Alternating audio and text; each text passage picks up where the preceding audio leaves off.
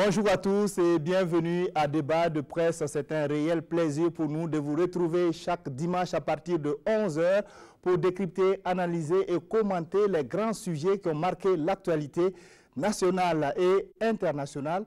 Pour ce dimanche, 4 sujets sont au menu, tous au plan national. Il s'agit donc de la rupture des relations diplomatiques entre le Burkina Faso et la Chine-Taïwan, du démantèlement d'un réseau de terroristes présumés au quartier Rayongo de Ouagadougou. Nous parlerons de la grève de la coordination des syndicats, du ministère de l'économie et des finances et enfin nous parlerons des délestages à Ouagadougou et des difficultés de la Sonabel. Pour discuter de tous ces points de l'actualité, je suis en compagnie donc de Boukari Woba du journal Mutation. Bonjour. Bonjour Sayon. Nous avons avec nous Xavier Belem-Niégré de la radio nationale. Bonjour. Bonjour Sayon, bonjour aux fidèles téléspectateurs de la RTV. Yacinthe Sanou de Radio Méga est avec nous. Bonjour. Bonjour Sayon.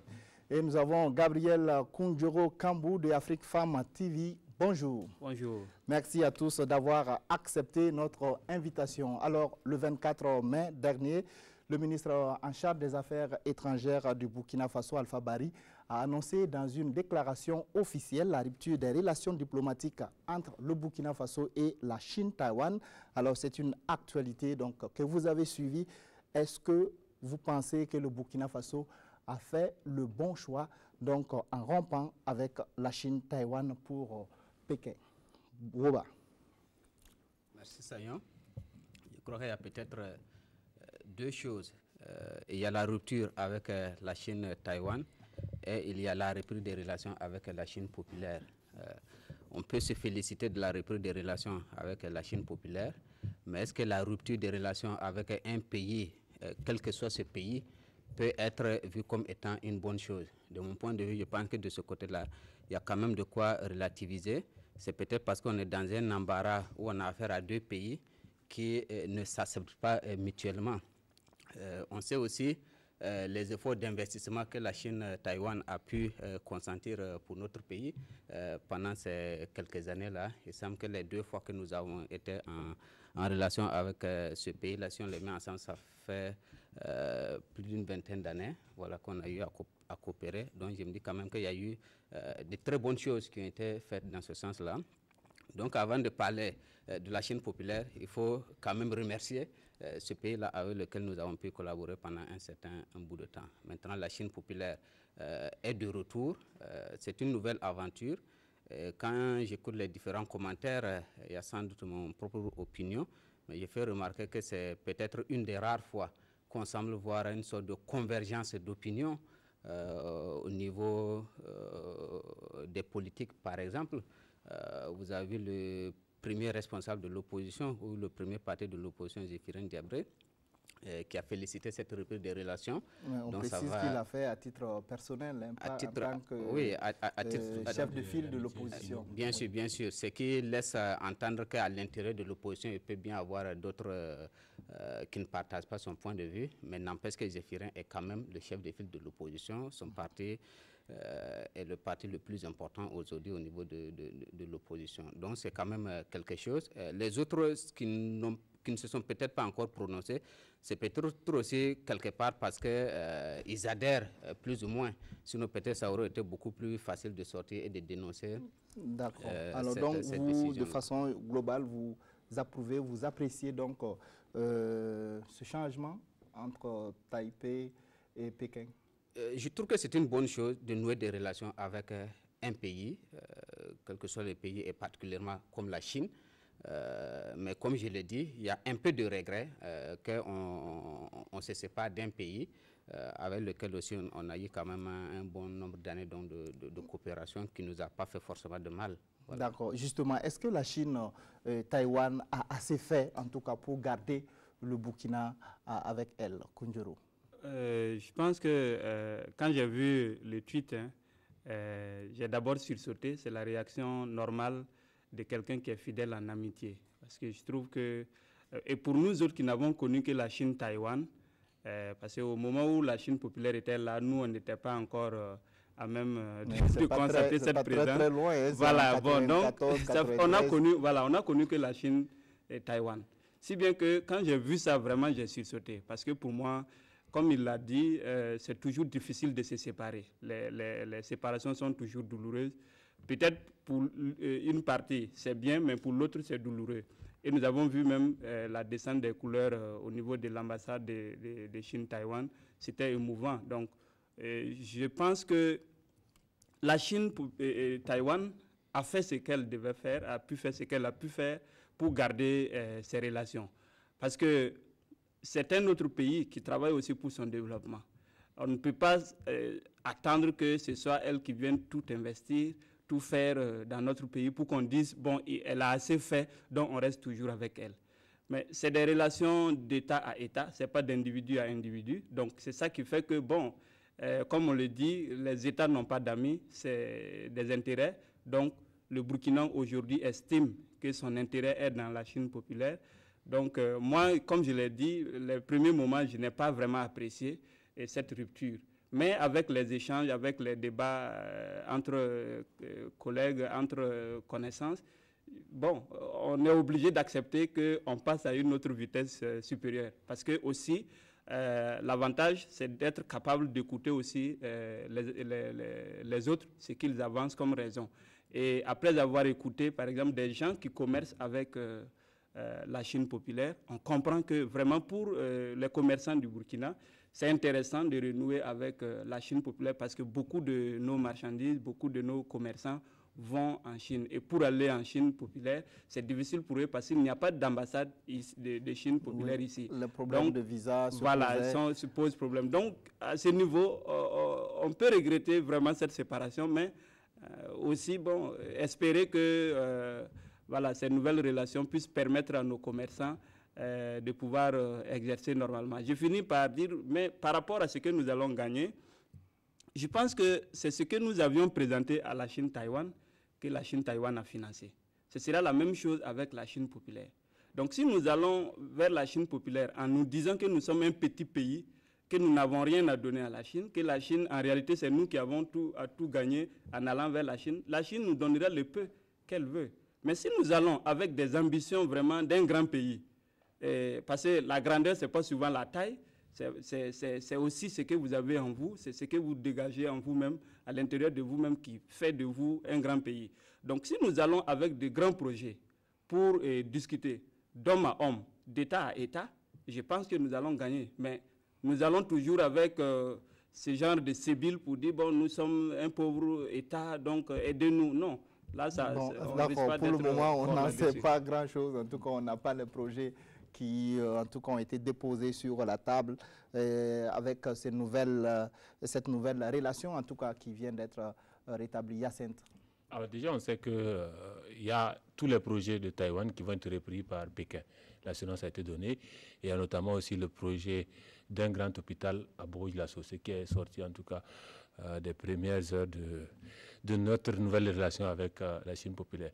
Mais pour revenir un peu sur la rupture, je pense qu'au-delà du côté émotionnel, il faut reconnaître que questions techniques et questions spécialistes, en tout cas, depuis un bon bout de temps, on réclamait un peu ce retour à la Chine populaire. On a vu un peu même une étude publiée en 2016 qui montrait l'accroissement des échanges économiques entre le Burkina et la Chine populaire malgré la rupture des relations diplomatiques. Donc, je pense qu'avec cette normalisation, ça va booster déjà ce secteur et ça va nous permettre de nous repositionner sur l'échiquier aussi international lorsqu'on regarde un peu l'isolement qu'on subissait du fait de notre attachement à Taïwan. C'était nous, pour schématiser, c'était nous qui portions Taïwan sur notre dos.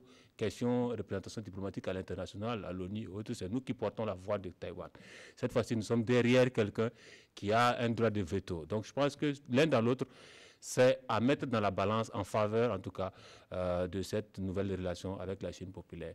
Et enfin, je pense qu'il ne faut pas aussi trancher en parlant des relations diplomatiques. C'est juste les relations diplomatiques qui sont rompues. C'est-à-dire qu'on n'aura pas un certain nombre d'échanges. En tout cas, il n'y a pas de représentation diplomatique dans nos États. Il n'y a pas aussi ces échanges diplomatiques entre nos États.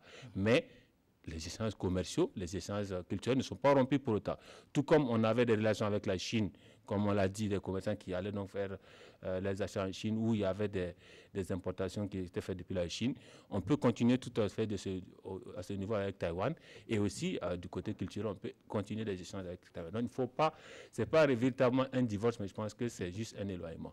D'accord, oui, Xavier. Alors, sur les raisons de ce divorce, je pense que c'est l'État seul qui a ses raisons pour expliquer un peu pourquoi on a fait ce choix de la Chine populaire par rapport à la Chine Taïwan. Alors, je lis juste une partie du communiqué qui a été lu par le ministre en charge des Affaires étrangères. Alors, la ferme volonté de défendre les intérêts du Burkina Faso et de son peuple dans le concert des nations et de renouer de meilleurs partenariats afin de consolider le développement socio-économique de notre pays et faciliter les projets régionaux. Voilà, parlant de projets régionaux, avec la Chine populaire, quand on regarde un peu dans la sous-région, les financements sont assez colossaux par rapport à la Chine Taïwan.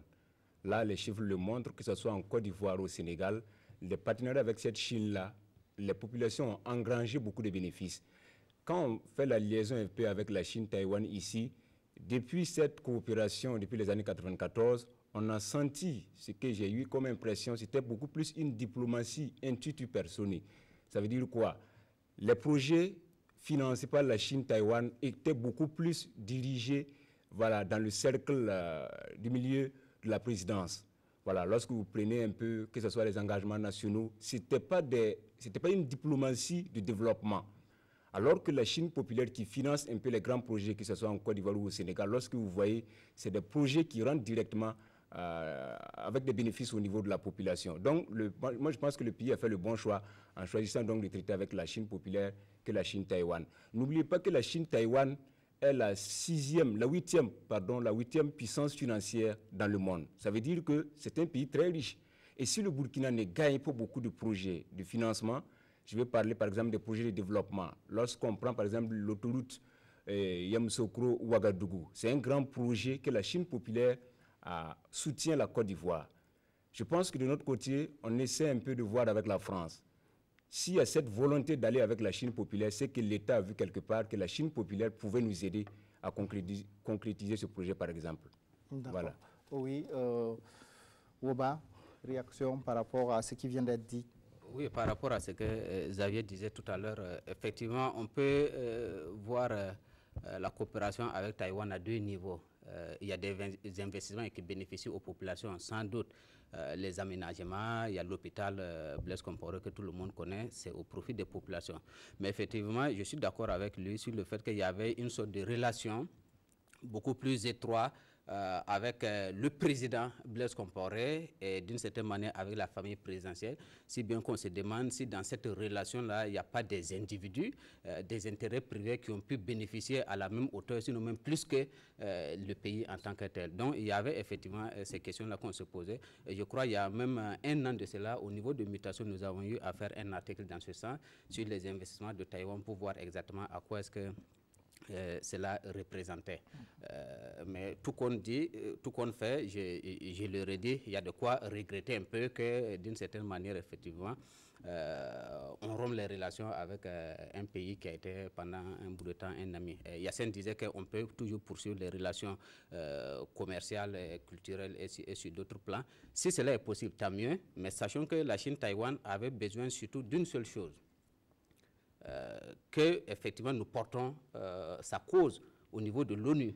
C'est ce qui est essentiel pour la Chine de Taïwan. Ce n'est pas éventuellement peut-être les produits d'exportation à partir du Burkina vers la Chine Taïwan. Je ne sais pas exactement ce que ça représente, mais c'est beaucoup moins ça qui a amené la Chine Taïwan chez nous. C'est qu'effectivement nous soyons d'une certaine manière son ambassadeur au niveau des Nations Unies, que nous puissions plaider sa cause. Vous savez que lors de la toute première sortie du président Roch-Marc Christian Kaboré à la tribune des Nations Unies, cela avait d'ailleurs constitué un incident diplomatique parce que le président avait pris la parole et jusqu'à la fin de son discours, il n'a pas plaidé la cause de la Chine-Taïwan. Je crois que ça avait amené le ministre des Affaires étrangères à faire un déplacement à Taïwan pour un peu clarifier cette situation. Donc ça veut dire que c'est ce point précis-là qui intéresse la Chine-Taïwan. Donc si aujourd'hui, nous n'allons plus porter la revendication de la reconnaissance internationale mondiale, la souveraineté internationale de la Chine-Taïwan, bon, ce pays-là, n'a plus grand intérêt avec nous, mais évidemment, les Burkinabés peuvent être toujours intéressés de collaborer avec la Chine-Taïwan. Je dis,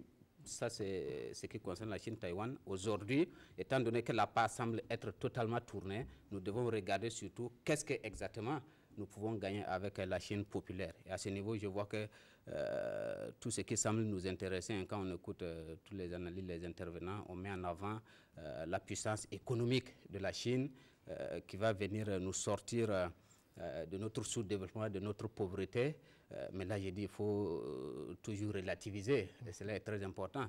Autour de nous, il y a beaucoup de pays qui collaborent avec la Chine-Taïwan. Je pense que populaire du moins, tous nos voisins sont avec ces pays, avec ce pays-là. Mais quand vous les regardez, il y a pas mal de pays que le Burkina n'envie pas forcément. Et on se demande exactement quels sont les investissements de cette Chine populaire-là dans ces pays. Donc, c'est pour dire que concrètement, c'est ce que nous-mêmes, nous allons pouvoir susciter comme effectivement projet véritable et dans lequel la Chine populaire peut nous appuyer et avec quelle conditionnalité. La Chine ne viendra pas déverser sa monnaie chez nous ici comme ça sans conditionnalité, ça va être sans doute des prêts. Quel genre de prêts? Tout cela c'est important. Il faut que les jours à venir, j'espère que nos experts sont déjà en train de travailler sur ces chantiers. D'accord, sur ces chantiers. Oui, Yacine voudrait réagir. Oui, je pense que sur la part de financement des projets, il ne faut pas aussi se frotter les mains des gens en se disant qu'on aura de l'argent qui va tomber de la Chine. Je pense que tout dépend de notre sérieux à conduire nos projets. Aujourd'hui, il y a même un fait dont nous devons avoir honte. Si après 24 ans, nous sommes obligés d'attendre que la Chine populaire vienne financer les projets enclenchés par Chine-Taïwan, c'est qu'il y a un problème d'appropriation de ces projets-là. On n'a pas pu s'approprier ces projets-là et pouvoir les gérer jusque-là. Il faut quelqu'un d'autre pour venir encore appuyer ces projets. Et on doit se poser cette question avec les nouveaux projets que nous allons enclencher avec la Chine populaire. Et pour moi, on parle de 12 milliards donc, par an qui nous, dans la balance donc, de Taïwan. La cagnotte va un peu augmenter certainement avec la Chine populaire, mais ce n'est pas cette cagnotte-là qui compte. C'est ce qu'on en fait qui va compter. Et comme le dit le proverbe chinois, au lieu d'apprendre de donner du poisson tous les jours, il faut apprendre à pêcher. Et nous-mêmes, au lieu de demander du poisson tous les jours, il faut que nous apprenions à pêcher. Donc je pense que c'est dans cette optique, il faut se fixer, parce que c'est vrai que la Chine, elle a ce pouvoir économique, c'est un centre international de commerce. Elle a un certain sérieux sur certains plans, mais n'oubliez pas qu'elle a ce revers-là aussi de traiter avec ce qu'on a demandé. Si on demande un truc au rabais, ils vont donner ça. J'ai aimé l'interview donnée donc, par le directeur adjoint des exportations de Chine au journal Jeune Afrique, où il disait que ils ne produisent que ce qu'on leur demande. Autant des firmes sérieuses aux États-Unis produisent en Chine, pour ne pas citer Apple produit en Chine, autant si vous venez, vous voulez un truc au rabais, ils vont vous produire. Donc c'est à nous, dans les projets et dans tout ce qu'on va demander, de demander des choses de qualité et de travailler à se l'approprier. Ça ne sert à rien de tout le temps tendre la main. Il faut travailler un jour à soi-même, produire. Pourquoi pas pouvoir tendre la main. Et pour terminer sur le choix, je pense que quand même, sur 54 pays en Afrique, il ne restait que 2 qui étaient toujours avec la Taïwan. Donc, oui. Il faut à un moment donné se demander quand même si ces 52 pays se trompaient quand même dans leur choix. Et pourquoi on tenait toujours à laisser. Donc je pense que dans tout cas cette rupture-là, il y a plus d'avantages à entrevoir que d'autres choses. D'accord, oui, dernière réaction sur le sujet. Vous voyez, dans mon intervention, j'ai beaucoup plus partagé la joie des commerçants, pas l'euphorie des politiques. Parce que moi, je ne crois pas à ces politiques-là. Ils n'ont pas de projets grandioses là qui vont nous faire en sorte que nous puissions profiter de cette relation que nous venons de renouer avec la Chine populaire. Nous allons avec des projets de 2 ans, 3 ans, ou bien parce que moi, je vais être élu en 2020. Mais pour les projets, on n'en sait pas grand-chose pour le moment, ça n'a pas été déballé. On n'en sait pas grand-chose, on a déjà cité grand hôpital à Bobo. Ça c'est la continuité des projets qui étaient déjà financés par Taïwan. Chine-Taïwan a commencé la construction d'un hôpital à Bobo. C'était prévu, je pense. Oui, mais c'est ça, je dis. Les chemins de fer à Burkina Faso. Voilà, mais tout cela, par exemple, on peut se dire, bon, nous allons à une nouvelle relation, on espère avoir beaucoup plus. Pourquoi ne pas agrandir cet hôpital? Quand on dit grand hôpital, ça signifie quoi déjà? Parce que nos hommes politiques, quand ils crient, on a eu des promesses. qu'en 2017, on n'aurait plus de coupure d'eau. 2017, mars 2017, on n'aurait plus de coupure d'eau. Aujourd'hui, nous n'avons pas d'eau à Ouagadougou. Donc c'est pourquoi je dis, tout dépend. Il y a des coupures, mais sinon il y a de l'eau quand même. Oui, ben, quand on n'a pas l'eau permanemment, c'est qu'il y a problème. Voilà. Donc tout dépend de nos rêves. Si nous rêvons grand, nous allons travailler et aussi avec de grands pays. Mais si nous rêvons petit, c'est normal qu'on nous traite de petits États. Donc aujourd'hui, il faut que tout ce qui sera traité avec la Chine, il y a aussi le rêve. Parce que la Chine ne vient pas en humanitaire pour développer le Burkina. Il y a des contreparties. Et pour moi, il faut que ces contreparties-là soient rendues publiques aussi pour qu'on sache à quoi on s'attend en contractant tel contrat avec tel pays. C'est très important. Parce que le politique passe après 5 ans, 10 ans, lui il passe. Mais c'est nous qui payons les revers de ces choses-là. Donc votre position. Je ne sais pas si quelqu'un, Belem Yégré, pardon. Par rapport à la question diplomatique. Vous savez que dans la sous-région, nous sommes un peu engagés dans le G5 Sahel par rapport à la lutte contre le terrorisme. Et au niveau des États-Unis, en tout cas, les États-Unis ne semblent pas favorables à cette action, au financement direct du G5 Sahel. Voilà, justement. Comme Yacine l'a dit, peut-être avec la Chine populaire, on pouvait avoir un écho favorable pour que, en tout cas, les États-Unis puissent délier le cordon de la bourse ou aider à ce que l'ONU puisse appuyer nos forces de défense et de sécurité dans le G5 Sahel. C'est aussi une autre explication de cette rupture avec Taïwan. Et comme Gouba l'a dit, c'est vrai, un pincement au cœur, mais on ne pouvait pas maintenir et Taïwan et Chine populaire. Voilà. Je pense que c'était aussi la condition. Une condition qui est fixée par, par les deux.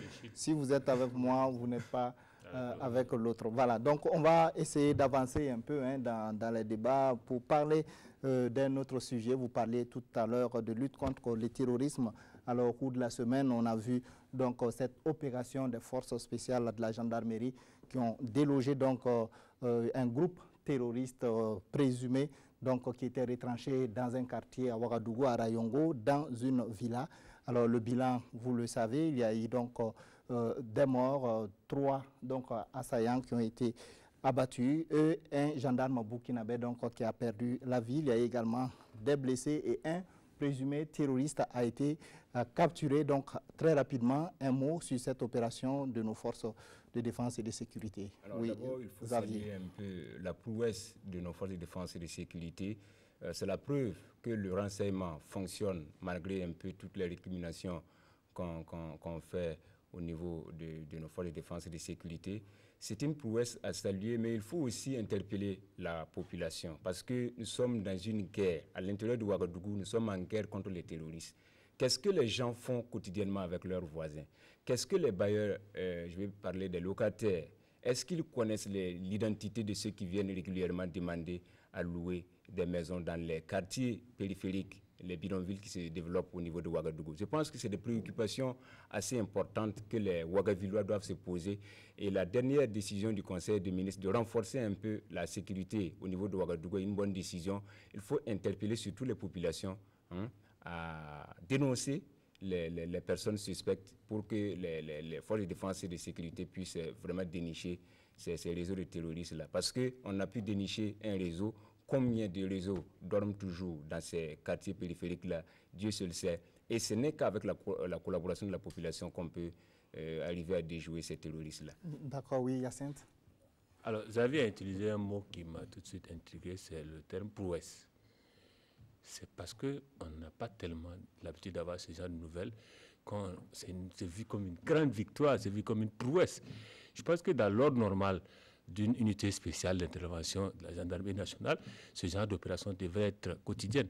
C'est parce que justement, on n'a pas eu très souvent, malheureusement dans l'actualité en tout cas, des attaques terroristes, on n'a pas eu très souvent ce genre de nouvelles que, en tout cas, on le ressent comme une victoire, comme une grande victoire.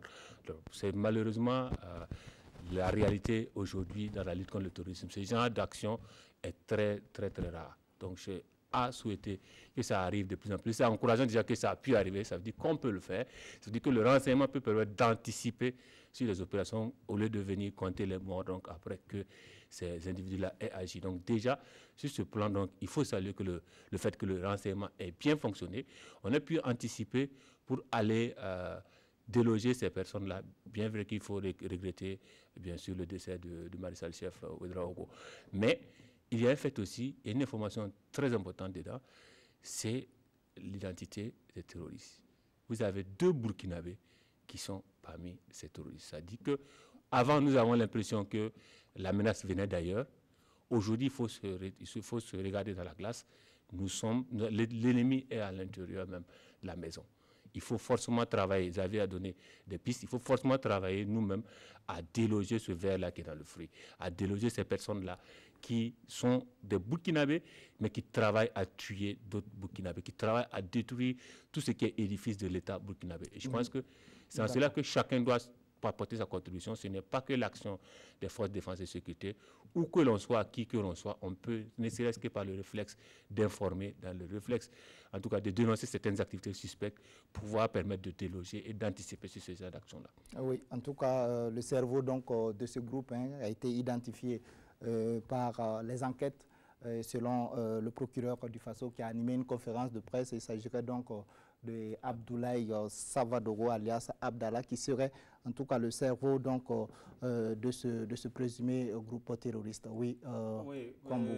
À la suite des autres, c'est vrai, Hyacinthe l'a dit, on n'est pas familier de ce genre de choses, mais quand ça arrive, il faut reconnaître aussi le travail qui a été fait, l'anticipation, et c'est ce qu'on souhaite vraiment. Et on souhaite effectivement que ce genre d'action soit de façon régulière pour nous permettre de nous dire que nous sommes capables.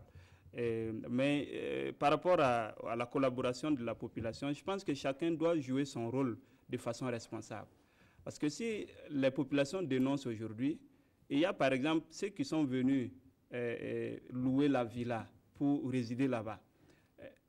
En principe, la loi exige qu'il y ait un contrat de bail entre le bailleur et la personne qui vient pour louer la maison. Mais aujourd'hui, à Ouagadougou, rien n'est respecté sur ce plan. C'est très peu de gens. Vous avez des bailleurs, si vous voulez faire un contrat avec eux, ils vous disent non, si c'est ça, il faut laisser ma maison. Donc ça, qui doit faire en sorte que cette loi soit respectée et qu'on puisse avoir des traces de toutes les personnes, qu'on puisse localiser toute cour à Ouagadougou. C'est possible de le faire. Mais on ne le fait pas, on laisse faire. Donc aujourd'hui, ça va faire un manque et nous allons payer cher ce fait-là que les bailleurs, les propriétaires de maisons ne sont pas en relation avec l'État, avec nos structures d'identification. C'est très important. Si nous n'avons pas ça, pour retracer des gens qui ont... Imaginons qu'on était allé trouver qui sont déjà partis. On allait les perdre. On va aller demander aux bailleurs, est-ce que vous avez l'identité de ceux-là qui sont venus louer la maison avec vous? Non. Ils m'ont donné mon argent pour 3 mois ou bien pour 5 mois. Je n'ai pas demandé rien. Donc, on allait perdre. Mais si tout contrat de location de maison est établi devant l'autorité ou devant les services compétents, ça nous permet d'avoir des traces et c'est très important. Je voudrais aussi souligner que le fait qu'on a trouvé que c'est des Burkinabés, il ne faut pas que l'enquête, ou bien on se dise, bon, on les a abattus et puis c'est tout. Ailleurs, on va jusqu'à auditionner la famille. Donc il faut qu'on retrace, on remonte l'identité de ces gens-là pour aller trouver... Alors, sur ce point, je pense que l'enquête se poursuit. Donc, oui, mais l'enquête se poursuit et c'est important qu'on puisse interpeller. C'est notre rôle et je ne dois pas m'asseoir pour dire l'enquête continue. Combien d'enquêtes continuent et qu'on n'a pas de choses? Non, il faut qu'on sorte de ça. Donc pour moi, il faut qu'on approfondisse les enquêtes. Aller trouver les familles de ces intéressés, les amis de ces intéressés, leur fréquentation, c'est très important. Ça va nous permettre de savoir quels sont... J'espère que leurs téléphones sont déjà saisis. Donc pour nous, aujourd'hui, on ne doit plus agir comme on faisait hier. Et la collaboration de la population est essentielle, mais l'autorité aussi doit prendre sa place, doit devenir beaucoup plus responsable, plus rigoureuse dans l'application des lois pour nous permettre aussi aux forces de défense et de sécurité d'être plus efficaces dans les actions. On a bien compris donc votre position. Il a été dit également lors de cette conférence de presse qu'il y a un lien donc, entre ce groupe terroriste et bien d'autres attaques qui se sont déroulées au Burkina Faso, notamment à Samourgouan, notamment l'attaque du 2 mars dernier et le réseau terroriste également qui avait été démantelé donc, à Kilouin, je crois. Oui, Woba. Oui, bien sûr, c'est toutes ces informations qui donnent une autre saveur à ce démantèlement-là, parce qu'on se rend compte que ce n'est pas un réseau qui était de passage comme ça, mais plutôt des gens qui étaient là, qui nous ont déjà eu à donner des coups graves. Vous parlez de Samouragban, voilà, le 2 mars, le réseau qui a été démantelé à Kilouin. Donc c'est pour dire que c'est des gens qui sont chez nous depuis au moins des années, parce que Samouragban c'est au moins depuis 2015. Oui. Donc c'est pour dire qu'ils sont là depuis longtemps et ils opèrent. Et donc si on arrive à les prendre comme cela s'est passé, il y a lieu véritablement de saluer l'action. Saluer pourquoi? Parce qu'il faut toujours être dans l'esprit que nous sommes en apprentissage dans cette lutte contre le terrorisme. Il est très récent chez nous, il est nouveau. Nous faut défendre nos sécurités, nos populations, nos autorités, nous journalistes, nous apprenons tous à faire face à ce phénomène-là. Donc on peut comprendre qu'à un certain moment, nos forces de défense et de sécurité n'étaient pas à la hauteur, et peut-être on n'est toujours pas à la hauteur, et qu'il faut continuer à multiplier ce genre de résultats pour assurer davantage non seulement les populations, mais surtout pour éradiquer définitivement le phénomène. Élément important, justement, l'identité de ces présumés. On peut dire que cette fois-ci, les enquêtes sont allées un peu plus vite que d'habitude. Oui, c'est allé plus vite comme d'habitude parce que c'est nous qui avons eu l'initiative. Et toutes les autres fois, nous sommes assis et puis on dit « Ah, ça tire ». On prend les renseignements et on débarque là-bas et on commence à traquer les présumés terroristes. Mais cette fois-ci, c'est nous qui avons pris l'initiative d'attaquer. C'est pourquoi on a toujours dit que la meilleure façon de gagner cette lutte-là, c'est d'être dans l'offensive. Ne pas attendre être dans la réaction. Donc si nos forces de défense et de sécurité ont décidé d'aller attaquer cette villa-là, c'est qu'on avait déjà un certain nombre d'éléments d'information. Et autre élément important, le fait qu'on ait pu mettre la main sur un élément quand même vivant. C'était chose rare, sinon pratiquement jamais arrivé qu'on prenne des gens la main dans le sac et qu'on ait un élément vivant. Cette fois-ci, on a quand même qui ont effectivement chapeau à eux les Korouego avec lesquels je n'ai pas toujours été tendre. Voilà. Donc c'est quand même une bonne chose qu'on ait pu mettre la main sur un élément qui est vivant, et je pense qu'à partir de cet élément, on doit pouvoir avoir un certain nombre d'informations. Il faut aussi relever que par rapport aux individus, ce que Koundioro disait, cela est très important. On a remarqué qu'ailleurs, notamment en Europe, quand il y a attaque, tout de suite, les premiers éléments, ce qu'on cherche, c'est l'identité complète de l'assaillant. Et tout de suite, vous avez tout son arbre généalogique, ses voyages, il a séjourné où il était en contact avec qui. Ça, c'est très important. Parce que le réseau aussi, c'est ça. C'est-à-dire l'individu, là, il est en contact avec qui et qui. Il était où hier et avant-hier. C'est ça qui permet à un certain moment de pouvoir consulter un certain réseau de personnes qui peuvent être plus ou moins suspects et de continuer justement à... Donc on espère en tout cas que les enquêtes qui sont déjà en cours permettront en tout cas de faire la lumière sur toutes ces relations que ces personnes ont pu avoir avec d'autres Burkinabés ou d'autres personnes hors du territoire burkinabé. Alors on peut dire que c'est dans ce contexte-là que l'ONG Human Rights Watch a publié une enquête sur les exactions qui se sont tenues ou bien qui ont été faites en tout cas par les terroristes et les forces de défense et de sécurité dans le nord du Burkina Faso. Et dans ce rapport, il est un peu reproché aux forces de défense et de sécurité d'avoir commis un certain nombre d'actes, en tout cas, qui ne sont pas en tout cas, qui ne respectent pas les droits de l'homme. Qu'est-ce que vous en pensez très rapidement, Hyacinthe? Alors, je pense que le rapport vient confirmer un certain nombre d'informations qui traînaient, même de rumeurs, si on peut utiliser ce terme-là, qui traînaient en tout cas sur des actions des forces de défense et de sécurité, notamment localisées dans le Sahel, qui n'étaient pas en rapport avec le respect, en tout cas, des droits de l'homme. Alors, il faut situer aussi le contexte. On a bien l'opération ponctuelle de Rayango, mais avant cela, on a eu un certain nombre d'actions que l'on peut, en utilisant le thème des avions qualifiés de prouesse, avec la centaine de personnes arrêtées au nord et à l'est dans une opération militaire un peu similaire. Il y a 202 personnes arrêtées entre le Burkina, le Ghana et le Togo, dans une opération conjointe. Mais également à Karpa, là, il y a eu une personne arrêtée, une autre personne abattue qui était lourdement armée en mars. Depuis le 2 mars en tout cas à aujourd'hui, on a autant d'actions, autant d'opérations qui ont été menées donc pour essayer de ratisser, comme on dit dans le langage militaire. Mais ce sont justement ces ratissages-là qui sont pointés du doigt dans la frange Sahel du Burkina. Le rapport, le titre est éloquent. Le jour, on a peur des militaires, la nuit, des djihadistes.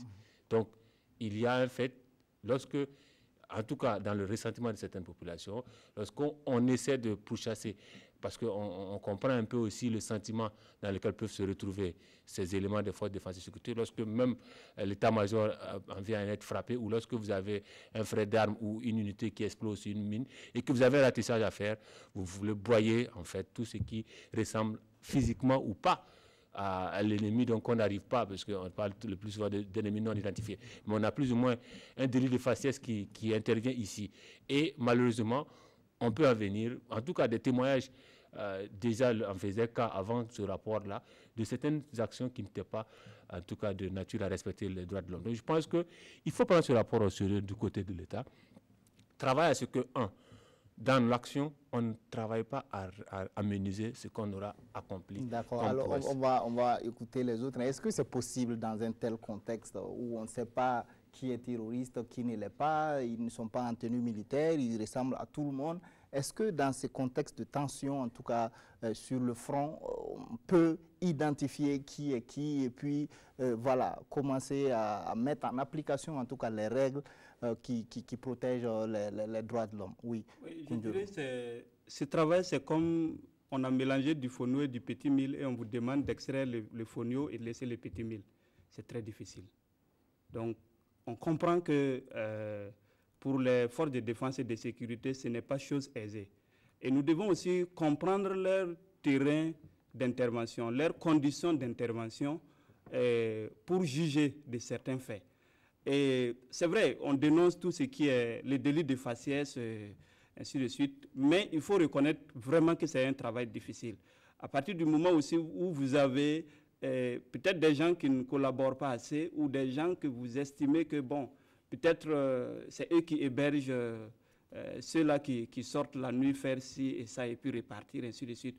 Donc c'est vraiment difficile pour les forces de défense et de sécurité. Mais il importe que, effectivement, les relations soient vraiment, je dirais, pas rétablies, mais travailler en sorte qu'il y ait une certaine confiance entre les populations et les forces de défense et de sécurité. Sinon, nous n'allons pas réussir ce combat-là. Donc, il faut que déjà que le gouvernement prenne ces rapports et travaille en sorte à ce qu'il y ait en tout cas une franche collaboration entre les populations, expliquer chacun son rôle qu'il doit faire et ce qu'on attend des uns et des autres pour pouvoir avancer. On a bien compris votre position. Alors non, juste, il ne faut pas excuser ces actions-là en les traitant de lutte contre le terrorisme. Oui, c'est difficile à trier le fonio et le petit mil. Il faut bien qu'on puisse manger du petit mil si on veut manger du petit mil. Donc, il ne faut pas qu'on vienne à manger du fonio. Des populations innocentes ne doivent pas pâtir de la lutte contre le terrorisme. Donc, ici, on vient de saluer tout de suite le bon fonctionnement du renseignement. Qui fait le renseignement? C'est d'abord les civils, c'est d'abord un certain nombre de personnes. Vous ne pouvez pas venir, parce que vous êtes en train de pourchasser certaines personnes, en venir à poser des actions contre des villageois qui n'ont aucun lien. Ce qu'on oublie, dans le Sahel, j'ai fini juste sur cette idée. Nous parlons bien du Sahel. Nous parlons bien du Sahel, d'accord? Nous avons une population qui n'avait pas un certain rapport avec l'État, qui reproche déjà un certain abandon de l'État. Vous avez une population d'un homme armé qui arrive, qui n'est pas de la région, qui est même, disons, c'est-à-dire qu'éthiquement, il n'est pas de la région. Cet individu qui peut être considéré comme un étranger arrive, au lieu de travailler à vous amener vers lui, il envie à poser des actes qui vont vous réprimer. Quel que soit vous qui subissez directement ou une tierce personne, vous n'aurez plus à collaborer avec la personne. D'accord. On a bien compris votre position. On va permettre peut-être Woba. Non, alors Woba va réagir. Donc on ne va plus faire le débat de presse. Non, Woba va réagir. Non, on a bien compris votre position. Alors, c'est Woba qui a la parole sur ce point. Je crois que ça montre toute la complexité de la question. On est face à un ennemi qu'on dit invisible. Et tout notre souhait, c'est que les hommes qui sont sur le terrain, qui doivent traiter ces ennemis invisibles-là, le fassent avec tout le professionnalisme possible. Parce qu'effectivement, quand vous êtes un civil, un innocent, et que vous en venez à mourir parce qu'on était en train de traquer un terroriste, mais écoutez, dès lors que la personne là meurt là, lui son frère là, le terroriste, ce n'est pas ceux qui ont été abattus à Rayongo là. C'est ceux-là, qu'ils soient militaires ou qui qu'il soit, celui qui a tué son frère là, c'est lui finalement qui est le terroriste pour lui. Parce que c'est une vie qu'on a arrachée. Donc on peut bien comprendre, et ça aussi il faut le dire, ce n'est pas un travail facile pour les forces de l'ordre sur le terrain, mais ces forces-là ont l'obligation de travailler avec professionnalisme. Oui, professionnalisme. Ce n'est pas tolérable qu'il y ait ce type d'exaction. Et je voudrais dire que ce n'est pas le rapport qui vient d'être paraître qui nous renseigne véritablement sur ces faits-là. On en parlait déjà. Je veux dire qu'à Mutation, nous avons eu à traiter de ça. C'est paru dans un de nos numéros en avril. Et pour que ça paraisse en avril, nous avons dû mettre au moins 3 mois avant de publier ça. Parce que c'était bien avant le 2 mars que nous avons reçu des appels, des témoignages par rapport à ces faits-là. Nous avons écouté des gens. Nous avons voulu publier ça.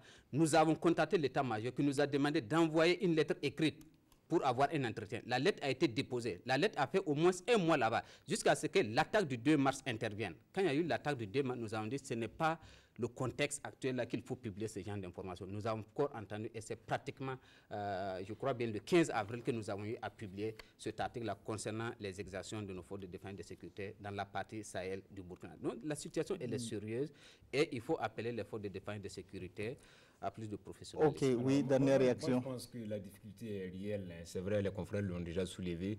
Mais lorsqu'on part sur un terrain de combat, alors, il y a des gens, quand on prend par exemple la zone sahélienne, il y a des gens qui hébergent des terroristes, qui ne savent pas. Et du jour au lendemain, ils se rendent compte que c'est des terroristes. Les forces de défense et de sécurité ciblent un peu la zone. On essaie de ratisser large, on attrape une centaine de personnes. Vous voulez qu'on fasse quoi dans l'immédiat? C'est difficile de dire qui est terroriste et qui ne l'est pas. Lorsqu'on a attrapé 200 personnes vers la zone frontalière avec le Bénin et le Togo, oui. À l'est aussi une centaine de personnes, on ne peut pas dire que ce sont ces 100 personnes qui sont des terroristes quand même.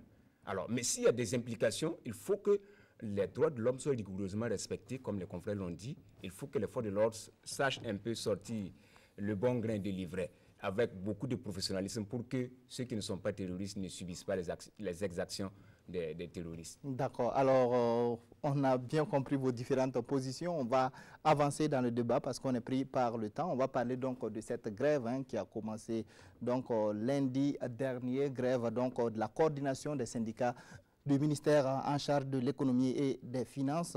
Alors, hier, le syndicat, ou en tout cas les syndicats ont fait un point de presse pour parler donc de ce mouvement, de cet arrêt de travail. Alors, et la coordination a annoncé donc qu'elle organisera des sittings à partir de demain lundi et ce jusqu'à vendredi prochain, donc de 8h à 14h. Donc, ça réparti donc, si on peut le dire, pour une nouvelle semaine d'arrêt de travail. Alors, finalement, est-ce que vous comprenez donc la position donc de ces syndicats face donc à l'État aussi, qui n'a pas donc renoué le dialogue suite à cette grève? Oui, Koundioro, très rapidement. Je pense que bon, nous sommes à une situation où chacun a raison et ça devient difficile pour nous qui subissons les conséquences de ces ping-pong entre l'État et puis les syndicats. Mais je pense qu'à un certain moment de la lutte, il faut savoir aussi peut-être faire un recul pour quand même réfléchir et revenir sur le terrain. Je ne pense pas que le bras de fer permanent puisse être bénéfique pour l'un ou pour l'autre, et surtout pour les populations. Parce que quand le service ne fonctionne pas, ce n'est pas le gouvernement qui vient chaque matin pour demander un papier ou bien pour faire un service. C'est d'abord nous, population. Donc il faut aussi prendre en compte dans la balance quand on veut aller en grève de façon permanente. Donc je souhaite que les uns et les autres puissent discuter, qu'on puisse discuter les méthodes pour arriver à un certain moment. Mais quand j'essaie aussi de voir l'environnement social et syndical du pays, c'est inquiétant. Quand vous voyez presque tous les ministères, on annonce des grèves, on annonce des sittings. Ça devient inquiétant aussi. Nous sommes pour les libertés syndicales, je suis quelqu'un qui milite, mais à un certain moment aussi, il faut savoir que l'avenir du pays compte. On ne peut pas être permanemment en grève. Ce n'est pas possible. Donc, il faut à un certain moment faire une pause et attendre que les choses se fassent. Et puis, on revient. Là, même nous, populations qui regardons, nous pouvons dire non, quand même, ils ont baissé armes pendant un certain temps. Ils vous ont donné le temps pour réagir à leur truc. Vous ne l'avez pas fait. C'est normal qu'ils reviennent. Et vous allez voir qu'il y aura une adhésion. Vous comprenez mal cet enchaînement avec ce sitting qui est annoncé à partir de demain. Franchement. Oui, Alors, Xavier. Principalement sur l'aspect de la légalité ou l'illégalité du sitting. Les sit-ins, puisque le gouvernement, à travers un communiqué, a bien dit que les sit-ins étaient donc illégaux. Voilà. Moi, je pense que ce serait sage pour le syndicat.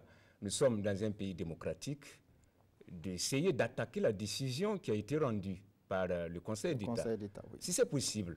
Parce que c'est ça aussi la démocratie. Lorsque vous tirez un peu les textes venant de l'OIT, du BIT, pour justifier un peu les positions que vous prenez au niveau national, là, il y a problème. Parce que ces conventions signées par l'État, il y a aussi des normes pour son application. D'ailleurs, le ministre de la fonction publique l'a expliqué. Si vous estimez que l'État a violé des textes, le gouvernement, je vais dire, vous attaquez un peu la décision devant le Conseil d'État qui va apprécier. Mais le syndicat s'est déporté en nous montrant un peu les textes venant du BIT. Et par rapport à ce sitting qui est annoncé pour toute la semaine, finalement, il n'y a plus de saveur si on veut voir. Vous avez mené une grève d'une semaine. Alors, l'État a trouvé les moyens pour assurer un service minimum, malgré les récriminations que les populations ont eu à faire. Vous annoncez encore des sittings d'une semaine, et là, vous invoquez le fait qu'on ait relevé des gens de leurs fonctions. Alors, je suis désolé parce que la nomination, c'est un pouvoir discrétionnaire de l'État. Il appartient au ministre de nommer qui il veut. Si la personne n'est pas bonne à sa place, il appartient encore au ministre de relever la personne de sa fonction. Donc, à ne moins que le syndicat veut gouverner en lieu et place du syndicat, que de demander à ce qu'on rétablisse un peu, voilà, du ministère, que de demander à ce qu'on rétablisse ces gens dans leurs fonctions. D'accord. Réaction, Yacinthe, sur ce que Xavier vient de dire. Alors déjà, je remarque que Gabriel n'étant pas aussi amené à la bourse du travail, l'analyse depuis le plateau de la télé, la situation dans les syndicats, n'étant pas sur le terrain. Alors, non, juste pour revenir aussi. Donc, pour revenir à ce que vous avez dit, je pense que c'est exactement en cela que moi je trouve qu'il y a de la saveur, au contraire. On a eu tellement de grèves avant, aujourd'hui. On a eu tellement de mouta-mouta, pour utiliser le terme qui sied, avec ces différentes sorties, cette plateforme revendicative dont on n'a jamais tous les points. Lorsqu'il y a un accord, on n'a jamais tous les points de l'accord. On est un peu tenu en dehors des négociations. Aujourd'hui, on a deux camps qui visiblement ne veulent plus négocier, qui font un rapport de force, qui font un bras de fer. Et nous sommes presque à la fin de ce bras de fer-là, parce que forcément, il va falloir qu'un nous montre qu'il est le plus fort. Aujourd'hui, on nous dit que le sitting est illégal. D'autres juristes nous disent, ce n'est pas dit noir sur blanc par le Conseil d'État, que le sitting est illégal. Soit, le gouvernement en tout cas a fait un communiqué en prévenant que s'il y a sitting, ils vont prendre les mesures qui sied. OK, le sitting est programmé. On verra bien ce qui va être fait à l'issue de cela. Et je pense que ça va déterminer toute la suite de la lutte syndicale au Burkina Faso. Et sur les sanctions, entre griffes, sanctions, les deux agents qui ont été relevés de leurs fonctions. Je pense que le syndicat a bien fait ils n'ont pas simplement reconduit le sitting sous les deux personnes qui ont été relevées, mais également sur le manque de dialogue. Je pense que sur les deux personnes qui ont été relevées, Xavier l'a bien dit. Je suis ministre, je peux nommer Ouba demain comme directeur de cabinet. Si j'estime que Ouba ne me fait plus l'affaire, je peux quand même, c'est mon pouvoir discrétionnaire de la levée de son poste. Donc je pense que pour ces postes-là qui sont en tout cas nominatifs, on ne peut pas tirer sur la corde. Mais sur le plan du dialogue, je pense qu'il y a aussi un fait qui est là. On a eu la chance de débattre ici sur la mise en place du Haut Conseil pour le dialogue social. Il faut que ce Haut Conseil la rentre en ligne de compte parce qu'aujourd'hui, visiblement, il y a deux acteurs qui ne s'entendent plus, qui veulent en venir aux mains pour schématiser. Et on y va dans cette semaine-là. À l'issue de cette semaine, on verra bien qui aujourd'hui tient le pouvoir au Burkina Faso. Parce qu'on ne peut pas être là, le pouvoir ne peut pas dire, OK, si tu fais ça, je vais te sanctionner. Tu dis, OK, je vais le faire. On verra bien. D'accord. Alors, on verra bien, Wouba, réaction sur cette grève. Sagnon m'a piégé en me menant ici ce matin parce qu'il y avait d'autres sujets à discuter et parmi ces sujets, il y a cette histoire de grève. Sinon, je pense avoir décliné 2 invitations des médias qui voulaient que je parle des grèves. J'ai dit non, j'ai fini de dire tout ce que je pouvais dire sur la grève. Nous n'y pouvons plus rien. Nous n'y pouvons plus rien. Et personnellement, je suis plus inspiré à écrire un mot ou dire un mot par rapport aux grèves. On va regarder la situation se dérouler. Peut-être l'élément qui paraît nouveau dans cette affaire, c'est justement la question du sitting. Le sitting est-il légal, oui ou non? Là-dessus, je suis d'accord avec Xavier. S'il y a encore la possibilité de contre-attaquer au niveau d'une autre instance, je ne sais pas trop, parce que c'est le Conseil d'État qui a rendu cet avis-là. Après le Conseil d'État, qu'il faut-il saisir? Ouais, donc, il y a lieu véritablement qu'on nous clarifie la question du sitting. Mais de mon propre avis, le sitting peut-être s'inscrit comme étant une forme de manifestation publique. Je serais étonné de voir que peut-être dans nos lois, dans nos textes, qu'on ait écrit expressément pour dire que la marche meeting est autorisée. De façon générale, on parle des manifestations publiques. Sans les nommer, il y a une diversité de formes de manifestations publiques. Quelqu'un peut faire la grève de la faim, quelqu'un peut faire son sitting, quelqu'un peut faire son meeting, quelqu'un peut faire sa marche. Si on dit que le sitting est illégal, parce qu'il n'y a pas un texte dans lequel on a écrit pour autoriser le sitting, un jour, j'ai bien peur qu'on vienne nous dire que la marche est illégale, meeting est illégal, parce que vous ne verrez pas non plus dans un texte où on a écrit que le meeting ou bien la marche est légal, autorisé. Donc, je veux véritablement que nos juristes nous clarifient sur cette question-là pour qu'on ne tombe pas véritablement dans des dérives, parce que la question des libertés publiques, c'est quand même suffisamment fondamental. D'accord. Alors, en 30 secondes, juste 30 secondes. Engagé par le syndicat du ministère des Finances, paradoxalement, cette fois-ci, quand vous regardez les points de leur plateforme, c'est bien une plateforme citoyenne.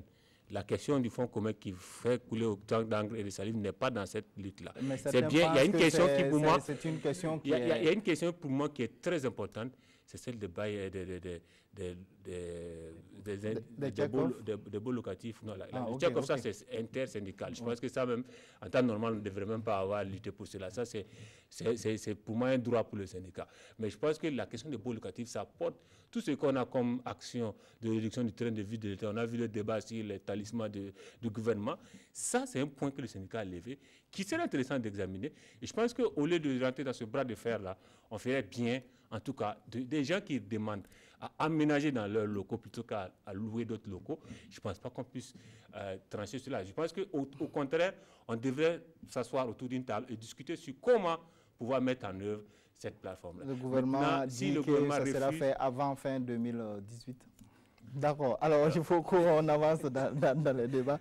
Alors, on va parler donc de la Sonabel. Peut-être que beaucoup d'entre vous autour de la table ont dû subir en tout cas les délestages qui ont cours à Ouagadougou, en tout cas depuis quelques semaines. Alors, la Sonabel évoque des pannes sur les réseaux d'interconnexion avec la Côte d'Ivoire et l'arrêt de la production d'électricité du barrage hydroélectrique de Bagré. Alors, est-ce que ce sont des arguments qui vous convainquent? Non, je pense que si vous analysez les communiqués je suis vraiment intéressé à ce qu'un étudiant ou en tout cas quelqu'un fasse un mémoire sur ça, sur l'analyse des communiqués de la Sonabel depuis, si vous prenez de 2015 ou bien disons même de 2010 à 2018, vous allez voir que fondamentalement, c'est les mêmes communiqués avec les changements de date. Donc, ce n'est pas des arguments aujourd'hui qui peuvent nous convaincre. Le barrage à Tari, on avait dit ça à une époque, il a plu. Et puis on dit non, l'eau a débordé les barrages, donc on ne peut plus vous fournir le courant. Donc je pense qu'à un certain moment, il faut être sérieux dans l'adressage de ce problème-là. Nous vivons, je le disais par rapport aux relations avec la Chine populaire, nous savons que nous avons un problème. Nous connaissons les taux de natalité, par exemple, dans notre pays.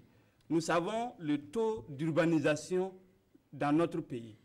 Donc, au regard de tous ces taux, il faut aller analyses, directement parce qu'on n'est pris par le temps. Qu'est-ce que vous voulez dire exactement? Il faut dire avec des arguments. Tu dis avoir une coupure on n'aura pas le temps. On aura une coupure de courant. Non, je veux dire, il faut faire en sorte que celui qui vient, celui qui prend en charge ce département-là, puisse nous dire, bon, dans 5 ans, dans 10 ans, voilà ce que nous avons prévu pour aller. Donc, mais si nous faisons des prévisions de 2 ans, 5 ans, bon, avant même les 2 ans, on est dépassé par les choses. Donc aujourd'hui, fondamentalement, moi j'ai dit, je ne crois pas à la solution de l'interconnexion. Parce que ces pays même n'arrivent pas à fournir l'électricité à leur propre population. Comment ces pays-là vont nous donner du courant à partir du moment où eux-mêmes n'en ont pas? Oui, Woba, sur cette question, oui. Oh, la question est difficile. Je crois on a cru qu'avec la centrale de Zaktouli, peut-être qu'on allait être un peu à l'abri, mais apparemment non. Parce qu'on ne nous dit pas la vérité. Je crois qu'on a surestimé, on a, comment je vais dire même, la centrale de Zaktouli ne va pas nous sortir de Bourbier. Il me semble même que ce n'est pas fait réellement pour alimenter la ville, c'est peut-être pour les périphéries. Vous allez vous rendre compte que ça ne tourne pas à plein régime, mais ce n'est pas la solution. Donc il faut réellement aller trouver la solution ailleurs. Il y a au moins des choses qu'on devait pouvoir résoudre. L'argument de l'eau à Taré là, ça, il faut résoudre ça. Il faut résoudre ça. Qu'est-ce qu'on fait pour pouvoir retenir le maximum d'eau? Cette solution-là doit être connue, pour qu'on puisse avoir suffisamment d'eau dans nos barrages, pour que bon, voilà, les turbines continuent de tourner normalement. Donc, il faut éliminer au moins les arguments là, un à un. La question de l'eau à Taré, il faut finir avec ça. Maintenant, quand on nous dit que c'est à pas qu'il y a eu un déclenchement, ça, très souvent, nous, on ne part pas vérifier. Nous, on le lit dans le communiqué et puis on s'en tient à ça. Il y a une année, c'était un transport hors gabarit qui avait amené à ce qu'on nous déconnecte de l'interconnexion. Donc, vous voyez, il y a une multitude d'arguments, comme Kambou l'a dit, qui reviennent tous les jours. Il faut que, véritablement, nous investissons de manière à nous autonomiser. Est-ce qu'aujourd'hui, le Burkina Faso a les moyens, en tout cas, de s'assurer une politique énergétique assez durable pour mettre fin donc à ces délestages qui font beaucoup de mal, hein, parce qu'on voit qu'il y a l'activité économique qui prend un sérieux coup donc, avec ces coupures de courant. Je pense que oui. Autant quand on dit, s'il y a certains qui doutent en tout cas que nous sommes un pays pauvre, il suffit de regarder en tout cas ce problème d'énergie pour s'en convaincre. Je pense que ce n'est pas dans les ressources qu'il faut, mais c'est dans la politique. Aujourd'hui, c'est une réalité. Nous avons besoin d'énergie. Voilà, l'a dit, il faut multiplier, on parle de mix énergétique, forcément il faut multiplier les différentes sources d'énergie pour permettre on a déjà un gap en termes de production normal. Lorsque les choses fonctionnent, il n'y a aucune coupure, il n'y a aucun fil qui est rompu, il n'y a aucune turbine qui est en panne, il n'y a aucun camion hors gabarit qui vient, on a un gap. Donc il faut travailler déjà à avoir suffisamment d'énergie sur le territoire national pour servir, parce qu'on a une augmentation de 10% aussi chaque année sur la demande de personnes qui sont raccordées au réseau. Donc, il faut travailler déjà à maîtriser cela. Et cela passe par mixer les différentes sources. Autant l'interconnexion, on doit travailler à avoir de bons fils qui ne vont pas rompre tout le temps, avoir une vraie interconnexion avec des pays qui sont capables de s'autosuffire et même pour pouvoir nous vendre régulièrement et en temps donc l'énergie. Autant nous avons autant de sources, que ce soit l'hydroélectrique, je ne peux pas comprendre qu'on en vienne abandonner un barrage jusqu'à ce qu'on ait ce genre de problème. Autant sur le plan du solaire, on a un peu survendu Zaktouli, même si je pense qu'en tout cas c'était dit que Zaktouli est bien défini pour certaines surfaces, mais je pense qu'il faut mixer toutes ces sources-là. Et il y a un fait qui n'est jamais exploité aujourd'hui au Burkina, il y a des grandes industries qui produisent de l'énergie pour leurs propres besoins et qui en produisent en surplus. Mais cette énergie-là n'est pas en tout cas contribuer je pense qu'il faut travailler à l'alimentation bien sûr, des populations. Alors, on va vous couper parce que nous-mêmes, on risque d'être coupés dans quelques secondes. Oui. Le ministre de l'Énergie qui disait au cours de cette semaine que le gap énergétique que nous transportons de la Côte d'Ivoire environne les 40 à 45%. Je pense que c'est assez lourd et ça mérite une réflexion pour asseoir des politiques structurantes pour déjà voir comment on peut éviter d'importer notre électricité de la Côte d'Ivoire peut-être dans 2, 3, 4 ou 5 ans. Si cette réflexion est menée, je pense que ça peut être une solution. Le ministre de la Communication, lors du point de presse du gouvernement, disait la dernière fois qu'il y a des pays voisins qui peuvent produire 1000 mégawatts, alors que le besoin au Burkina, on tourne autour de 300.